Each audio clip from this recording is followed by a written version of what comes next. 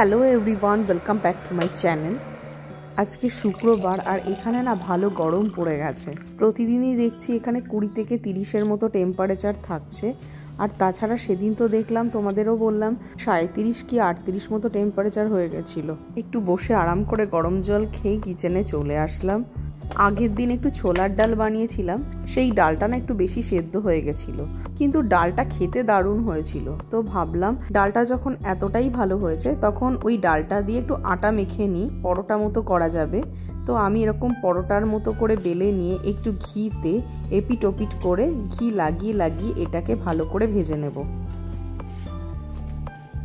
আর এদিকে পরোটার সাথে খাওয়ার জন্য একটু রায়তা বানিয়ে নিচ্ছি। তার জন্য টক দইয়ের মধ্যে একটু গাজর গ্রেট করে নিয়েছি, পেঁয়াজ, শসা আর এরকম ছোট ছোট করে লঙ্কা কুচিয়ে দিয়েছি। আর উপর দিয়ে দিলাম একটু ধনেপাতা, লেবুর রস, একটু বিট নুন আর জিরে আর ধনে মিশিয়ে যে ভাজা মশলাটা বানিয়ে রাখি সেটা দিয়ে দিলাম। এবার ভালো করে মিক্সড করে নিলেই আমাদের রায়তা রেডি। এই রায়তাটা দিয়ে না পরোটা খেতে খুব ভালো লাগে। যখন তরকারি করতে ইচ্ছা হয় না বা সময় থাকে না তরকারি করার মতো, তখন এরকম রায়তা নিয়ে নিই পরোটার সাথে, আর একটু আচার নিয়ে নিই। এটা বাইরে থেকে কেনাই একটা মিক্সড আচার। অনির্বাণ যেহেতু রায়তা খায় না, তো তার জন্য ওকে এরকম শসার গাজরটাই কুচিয়ে দিয়ে দিলাম। ও এইভাবে খেতেই পছন্দ করে, শুধু আচার দিয়ে। আমি আমার খাবারটা নিয়েও বসে পড়েছি। আজকে না আমার একটু কাজ আছে ঘরে, কিছু বন্ধুবান্ধব আসবে আমাদের বাড়িতে। তো তার জন্য আমি ব্রেকফাস্ট আর লাঞ্চ একসাথে করব বলে 2টো করে পরোটা নিয়ে নিয়েছি। অনির্বাণকেও তাই দিয়েছি। দারুণ লাগে এইভাবে খেতে, একবার খেয়ে দেখো, হেভি লাগছে। আর আজকে আমি তাড়াতাড়ি কিচেনে চলে এসেছি। আর আগের দিন রাতেই আমি মাংসটা ম্যারিনেট করে রেখেছিলাম। এখানে প্রায় 4 থেকে 4.5 কেজি মতো মাংস আমি ম্যারিনেট করে রেখেছি। মাংসের মধ্যে আমি টক দই, আদা রসুন বাটা, জিরে গুঁড়ো, ধনে গুঁড়ো, হলুদ গুঁড়ো, লঙ্কা গুঁড়ো, পেঁয়াজ কোচানো, টমেটো কোচানো, সর্ষের তেল সব কিছু দিয়ে একসাথে ম্যারিনেট করে নিয়েছিলাম খুব ভালোভাবে। এবার আমি সাদা তেল গরম করে পুরো মাংসটা দিয়ে দিয়েছি। এবার অল্প আছে এটাকে রান্না করতে হবে। এর পেছনে আর কোনো খাটনি নেই, আলাদা করে কোনো মশলা কষাতে হবে না। আমি একটু ঢেকে দিলাম, চিকেন কষা বসিয়ে দিয়েছি। আর এদিকে আমি একটু চিংড়ি মাছ করব। আমি যেহেতু ফ্রোজেন চিংড়ি ইউজ করছি, তার জন্য জল ঢেলে একটু বরফটা গলতে দেব। ততক্ষণে আমি রুই মাছ বানানোর জন্য রুই মাছের মশলাটা একটু কষিয়ে নিলাম। আর এখন তো গরম পড়ে গেছে, এরকম রান্না করলে না বেশ ঘেমে যাচ্ছি। তো ভাবলাম একটুখানি ঠান্ডা ঠান্ডা কিছু খাই। ফ্রিজ থেকে তাড়াতাড়ি কোল্ড ড্রিঙ্কসটা বার করে একটু নিয়ে নিলাম। আর এদিকে আমার মাছের মশলাটাও কষে গেছে। এই পেঁয়াজ, আদা, জিরে গুঁড়ো, ধনে গুঁড়ো দিয়ে যে রুই মাছের গা মাখা মাখা ঝোলটা আমি রান্না করি, যারা আমার ভিডিও রেগুলার দেখো, সেইটাই আমি করছি। আর এদিকে আমার চিকেনটাও হয়ে গেছে। আমি মাঝে মধ্যে একটু তলাটা একটু নাড়াচাড়া করে দেখছিলাম যে কোনোভাবেই তলা যেন লেগে না যায়। আর আমি এর মধ্যে কোনো রকম জল দিইনি। মশলাটা কষে যাওয়ার পর অল্প একটু জল দিয়েছিলাম, তাতেই দেখা কত সুন্দর একটা গ্রেভি হয়েছে। চিকেনটা রান্না হয়ে গেছে, এবার অনির্বাণকে দিয়ে একটু টেস্ট করাবো। গন্ধ কিন্তু আরো বেরিয়েছে, আমি গন্ধে গন্ধেই চলে এসেছি কাজ ফেলে। বলো আগে খেয়ে কেমন হয়েছে। দারুণ গরম আছে। ঠান্ডা হয়েছে?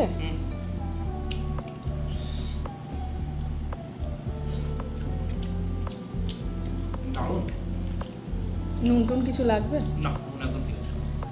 আর এখানে চিংড়ির মশলাটাও ভালো করে কষে গেছে। আর চিংড়িটা আমি আগের থেকেই ভেজে তুলে রেখেছিলাম। এবার আমি মশলার মধ্যে পুরো চিংড়িটাই ঢেলে দিয়ে ভালো করে চিংড়ি সহ মশলাটা কষাবো। এর মধ্যে পেঁয়াজ, আদা রসুন বাটা, টমেটো বাটা, তারপর সব ধরনের মশলা মানে জিরে গুঁড়ো, হলুদ গুঁড়ো, লঙ্কা গুঁড়ো, ধনে গুঁড়ো সব মশলা দিয়ে ভালো করে এটাকে কষিয়ে নেওয়ার পর চিংড়িটার মধ্যে আমি দিয়েছি। এরপর আমি এর ওপর থেকে নারকেলের দুধটা দেব। গ্যাসটা কমিয়ে দিতে হবে।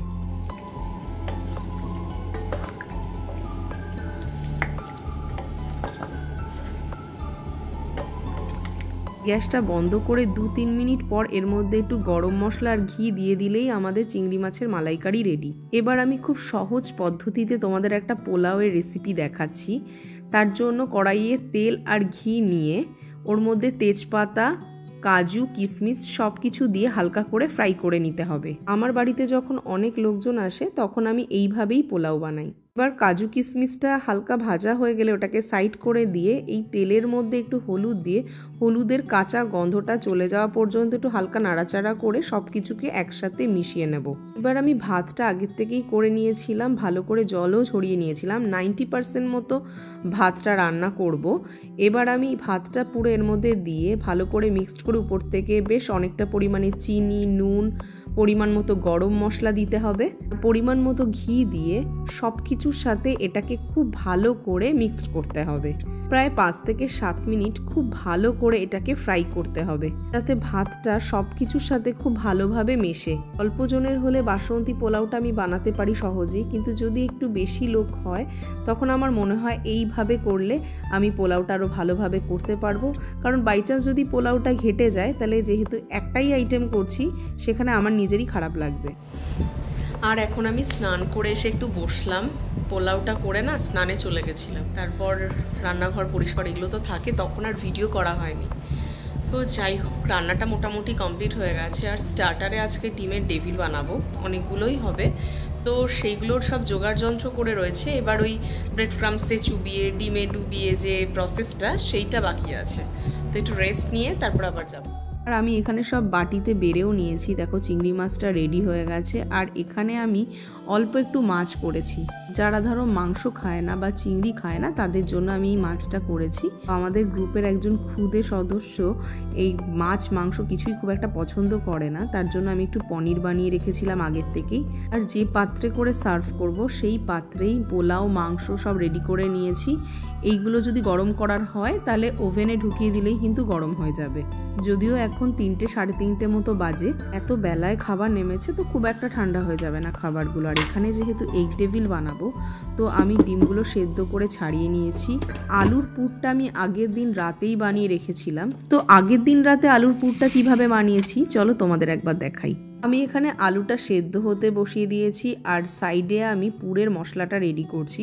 তার জন্য তেলে আমি প্রথমে রসুন কুচানো আর আদা গ্রেট করে দিয়ে সেটাকে হালকা ফ্রাই করে নেওয়ার পর বেশ অনেকটা পরিমাণে পেঁয়াজ আমি এর মধ্যে দিয়ে দিলাম। পেঁয়াজটা যাতে তাড়াতাড়ি মজে যায় তার জন্য আমি এর মধ্যে একটু নুন দিলাম, উপর থেকে দিয়ে দিলাম হলুদ গুঁড়ো আর 1 চামচ মতো গরম মশলার গুঁড়ো দিয়ে ভালো করে পেঁয়াজটাকে ফ্রাই করব।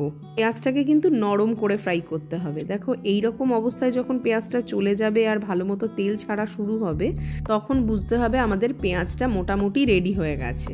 আর এদিকে আমি আলুটা ছাড়িয়ে একটু মেখে নিয়েছি। এরপর আমি এর মধ্যে গরম মশলার গুঁড়ো, ভাজা মশলা, হলুদ গুঁড়ো, লঙ্কা গুঁড়ো আর একটু বেশি পরিমাণেই ভাজা মশলা দিয়ে উপর থেকে একটু ধনেপাতা কোচানো দিয়ে দিলাম। এবার পরিমাণ মতো নুন দিয়ে এটাকে খুব ভালো করে মেখে নিতে হবে। যেহেতু অনেকটা পরিমাণে আলু তো তার জন্য এটা মাখতে কিন্তু বেশ অনেকটাই টাইম লেগেছে। এবার ওই আলু মাখাটা পেঁয়াজের মধ্যে দিয়ে পেঁয়াজের মশলাটা আর আলুটাকে খুব ভালো করে একসাথে মিক্সড করতে হবে, আর সাথে আলুটাকেও কড়াইয়ে হালকা ভাজা ভাজা করে নিতে হবে, তবেই কিন্তু এটা টেস্ট হবে। আগের দিন যে আলুটা বানিয়ে রেখেছিলাম সেই আলুর মধ্যেই এখন আমি আগের থেকে বানিয়ে রাখা ছানা দিয়ে ভালো করে সেটাকে মেখে নেব। খাবার টাবার তো রেডি, এখন ও লাস্টের কি এটা বানাচ্ছ, স্টার্টারটা বানাচ্ছ?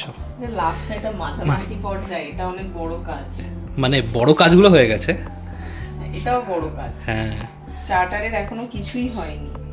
ডিমের ডেভিল হচ্ছে। হ্যাঁ, ডিমগুলোকে ছোট ছোট, নালে অত বড় হয়ে গেলে না মানে আর কিছু খেতে পারবে না, তো তার জন্যই ছোট ছোট পিস করে মানে দুভাগে ভাগ করে নিচ্ছি ডিমগুলো।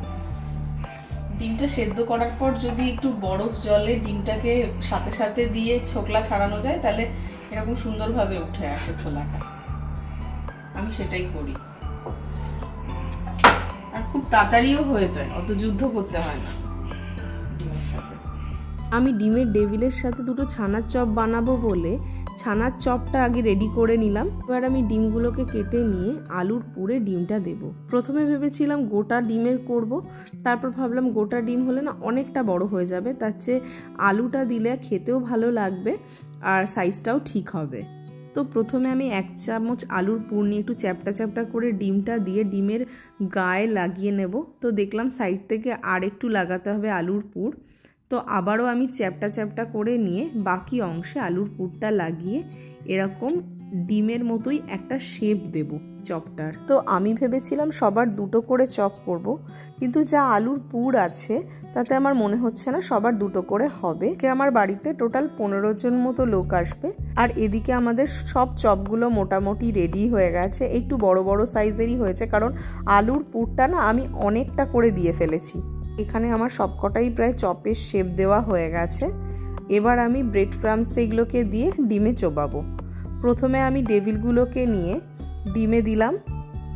এবার এটাকে খুব ভালো করে এর সাথে কোট করে নেব। আমি একটু ডিমটাকে গোলার সময় অল্প একটু নুন আর জল দিয়ে ফেটিয়ে নিয়েছি, তাতে ডিমটা না খুব ভালোভাবে কোট হয়। প্রথমে ডিমে কোট করে নিয়ে এবার আমি ব্রেড ক্রাম্বসটা এর ওপর দিয়ে লাগিয়ে দেব।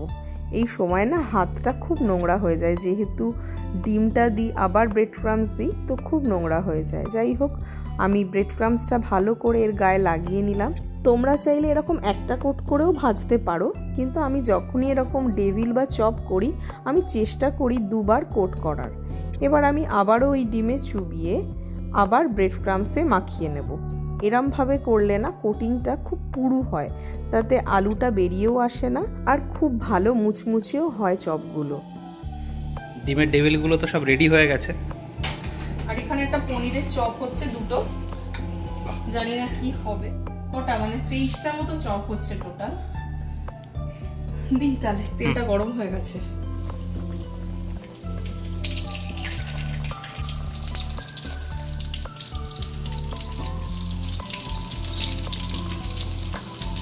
ঠিক আছে গো, কালারটা সুন্দর কালার হচ্ছে, গোল্ডেন ব্রাউন।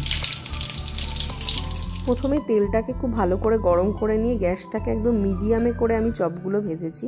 চপগুলো খুব ভালো ফ্রাই হয়, ভেতরটাও কাঁচা থাকে না।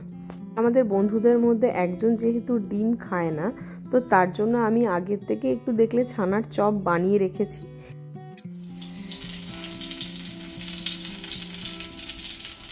আরেকটা ব্যাচ আছে না? আরেকটা আছে। এটা ভালোই হচ্ছে, বড় বড় সাইজের।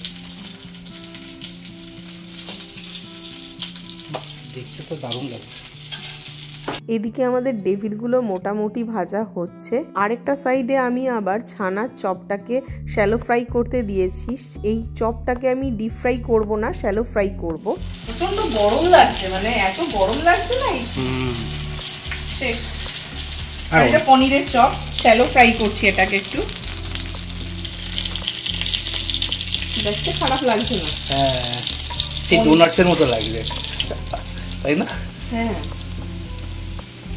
বাহ, সুন্দর। আর এদিকে আমি খাবার দাবার সব সাজিয়ে নিয়েছি, এর সাথে একটু স্যালাড কেটে নিয়েছি। আর এদিকে আমাদের বন্ধুরাও চলে এসছে ততক্ষণে। এখন একটু বসে আড্ডা মারবো। এই সময় তত ভিডিও করা যায়ও না। আমি ওই একটু ডিমের চপ বানাচ্ছি, ভাবছি স্বর্ণালিদি কত এফর্ট দেয়, মানে আমরা যখন আমি এফর্ট দিই না, লাস্ট দিনে যত খুশি চপ, আমি মানে চপ ভাজতে গিয়ে আমার অবস্থা খারাপ। এখানে আমি রান্না করছি, আর ও বলছে কি মা তোমার রান্না করতে ইচ্ছা করছে, তুমি সমান একটু রান্না করো। আর বলছে রান্না করতেই পারি না, আমার মা সকাল 9টার মধ্যে রান্না পারছি চলে আসে। আমাদের কাছে ফ্রোজেন ফ্রেঞ্চ ফ্রাইয়ের একটা প্যাকেট ছিল, তো অনির্বাণ সেটা এয়ার ফ্রায়ারে রেডি করে নিল। তাতে কি হবে, বাচ্চারাও খেতে পছন্দ করবে, আর যদিও এটা বড়দেরও খুবই পছন্দের একটা জিনিস। ওর থেকে একটু নুন আর চাট মশলা ছড়িয়ে নিয়েছিলাম টমেটো সসের সাথে, না এটা খেতে দারুণ লাগে। আজকে যারা এসছে তারা আমার বাড়ির আশেপাশেই থাকে, তারা সবাই অনির্বাণের অফিস কালিগ হলেও এরা আমাদের ফ্যামিলির থেকে কোনো অংশেই কম নয়। তো আমাদের এক বন্ধুর বাবা মা এখানে এসছে বেড়াতে, তো কাকু কাকিমাকে আমার বাড়িতে আসার জন্যই সবাইকে ইনভাইট করেছিলাম। আমাদের না সেভাবে অত দেখা হয় না, কিন্তু এরকম উইকেন্ডে সবাই মিলে যখন একসাথে বসে আড্ডা মারা হয় তখন আর আমাদের গল্প শেষ হয় না।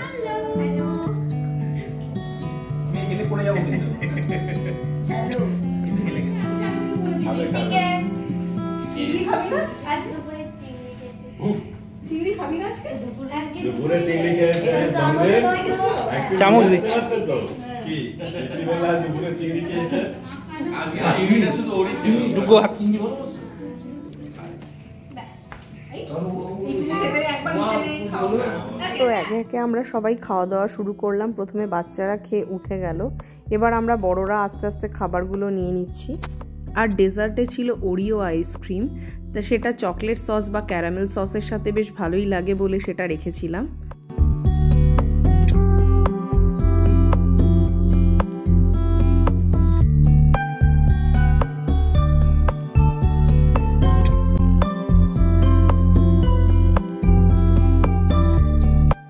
আমরা গল্প করতে করতে বুঝিই নি যে কখন এত রাত হয়ে গেছে।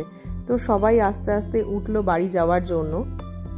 এখনই 1:15 বাজে, সব বন্ধুরা বাড়ি চলে গেল। আশেপাশেই থাকে সবাই, তো খুব বেশি টাইম লাগবে না। তো ভীষণ ভালো কাটলো আজকের দিনটা। খাওয়া দাওয়া হলো, গল্প গুজব হলো, হ্যাঁ বেশ ভালোই। আর আমি বন্ধুদের এমনিই ডেকেছিলাম, একসাথে বসে খাওয়া দাওয়া হবে, আড্ডা দেবো। তাও ওরা আবার আমার জন্য আবার একটু গিফট এনেছে, তো ভাবলাম ওরা যখন এত ভালোবেসে জিনিসগুলো এনেছে তো তোমাদের একবার দেখাই গিফটগুলো। এখানে দেখো দুটো কাচের বটলের সেট আছে, যার মধ্যে তুমি 2 রকমের তেলও রাখতে পারো বা ভিনিগার বা সয়া সস জাতীয় কিছুও রাখতে পারো। আমার এরকম কিচেনের জিনিস না ভীষণ ভালো লাগে। আর এদিকে না তোমাদের দেখাই, এটা হচ্ছে প্রিমিয়াম সুইটস বলে একটা দোকান আছে এখানকার। আর এখানে দেখো লেখা আছে ফাইনেস্ট বেঙ্গল সুইটস, মানে সব বাংলার মিষ্টি এখানে পাওয়া যায়। প্রিমিয়াম সুইটস হলো বাংলাদেশের একটা চেন, আর এখানে প্রতিটা মিষ্টি খুব টেস্টি হয়।